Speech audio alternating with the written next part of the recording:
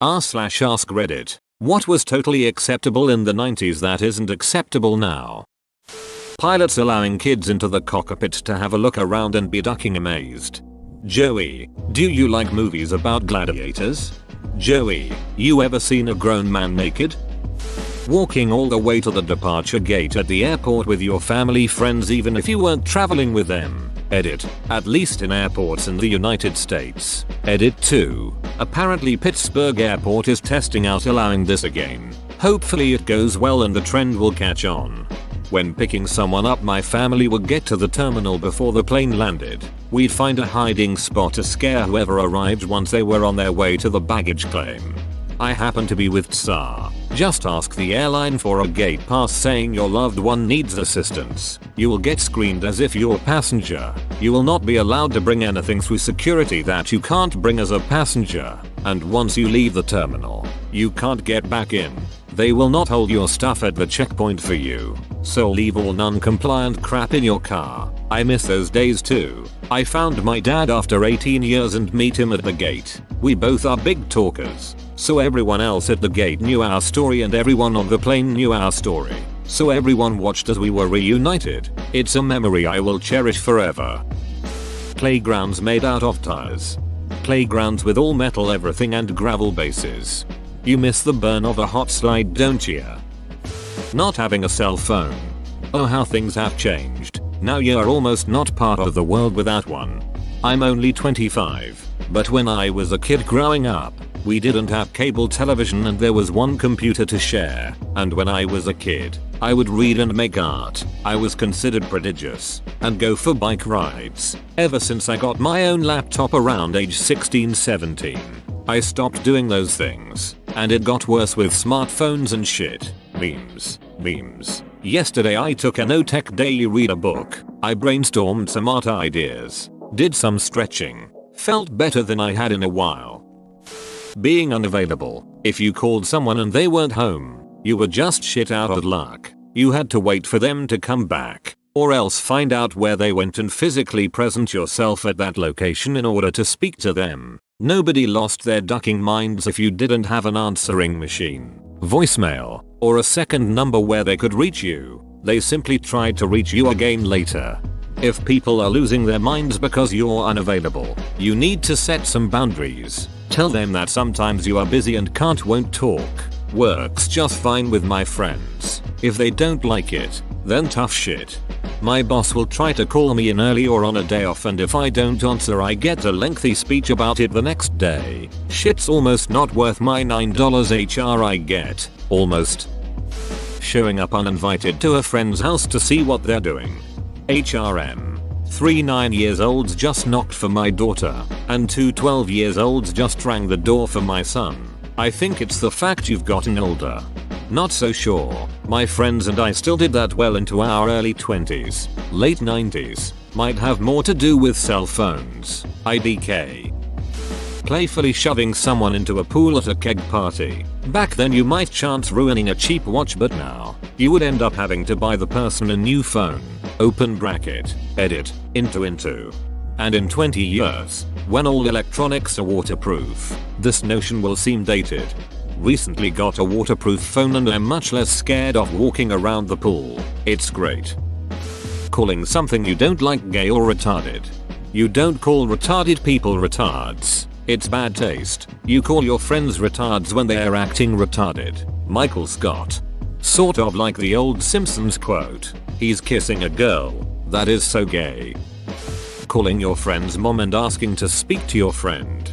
I mean, sure, I called my friend's mom, but why would I ask to speak to my friend? Now I call my friends and ask to speak to their moms. Someone knocking on your door randomly with GoldenEye and their N64 controller. What universe are you living in where you don't invite that ducker in and start blasting them in the face with the RCP-90, or hiding proxies in ammo boxes? Most dishonorable, most cowardly, most deadly, Kappa. Spiky hair. Frosted tips, bye bye. Climb aboard. We're on the train to Flavortown. Harvey Weinstein. Bill Cosby. Jerry Sandusky. Having an online persona and an IRL persona, thanks to Facebook. LinkedIn, and Google. That line between the digital world and the real world has all but been erased.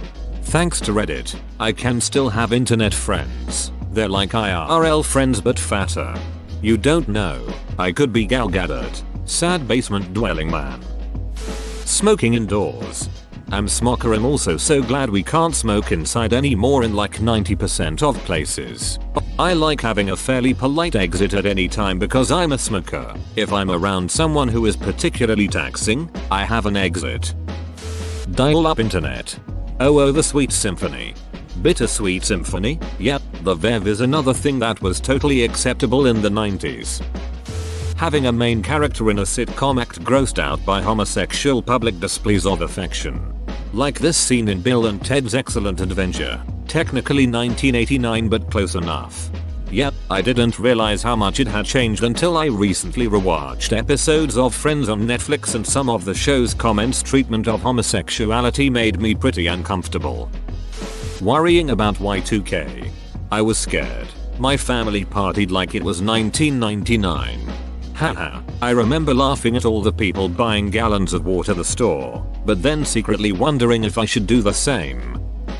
It was filmed in '84, but I saw Revenge of the Nerds in the 90s and it was still totally acceptable. But today selling naked pictures of someone to every kid on campus without their consent would land you in jail, not win you the head of the Greek council. Don't forget that he straight up raped that jock's girlfriend by pretending to be the jock. WTF.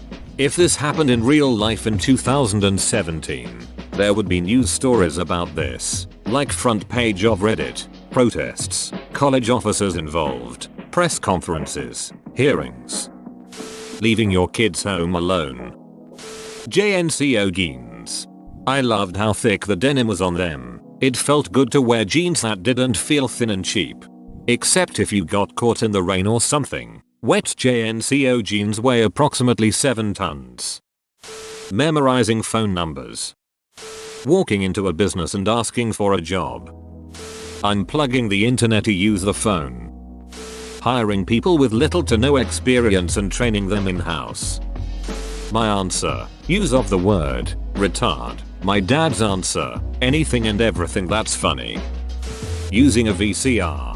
Sadly, the full functionality of a VCR has never been perfectly replicated. A VCR storage was limited only by how many blank tapes you were willing to buy. When you recorded something with a VCR, you could watch it forever and on any TV with a connected VCR. For free. Now, you need to subscribe to DVR service, are limited by the amount of storage on the device, or a connected external disk if allowed. And if the device gets replaced or you unsubscribe switch services, all your recordings are gone.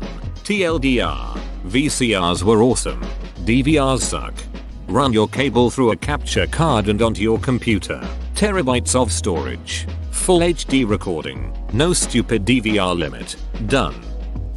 Going to a friend's house unannounced. Oh, just realized that if I get an unscheduled knock on the door, I'm assuming serial killer or solicitation. I assume serial killer because my hoe doesn't allow solicitation. ASL 18th wherever you are. Send $$. Global hypercolor t-shirts. Having twin towers. Gay dating ads that say must be straight acting. Whoa. That was a thing? I can just imagine a flamboyant guy organizing a date from one. The ad said straight acting. Never said I was a good actor. To be fair, we still have mask for mask. Blowjobs in the Oval Office. Paying with D-marks in Germany. Playing outside until the street lights came on. Calling someone to chat. I hate people calling me just to talk. I can talk and be productive, and holding my phone to my ear while I pace through my house drives me crazy. If the interaction can be face to face, I'd rather it be other text so I can reply at my leisure. Letting your kids leave your eyesight for more than 30 seconds at a time. I couldn't be a parent these days. I'd want to raise my kids how I was raised. And that'll get you a CPS call due to a meddling concerned neighbor if you're not careful.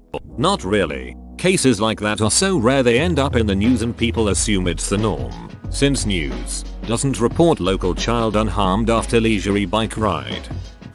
Early I guess more 80s but drunk driving. My mom used to live in Florida and she tells stories about when she was in college she would always get drunk and drive home. I don't know if it was legal but it was completely unenforced at the time. I grew up in Minnesota and we used to drive the country roads drinking beer and having a little party in the car. We called them booze cruises. This was mid 80s. Rarely ever saw another car and we drove about 15 miles per hour the whole time. It was actually fun. Prior to calling someone multiple times without getting a response was pretty normal. So was looking someone up in the phone book. Beepers Pakers. Compromising in politics. A dude dead offering kids a lift home. Says it's chucking it down with rain and they offer them a lift home. Ain't no way that's happening now. Purple ketchup. Believing that boys have penises, girls have vaginas was the only reasonable take on gender.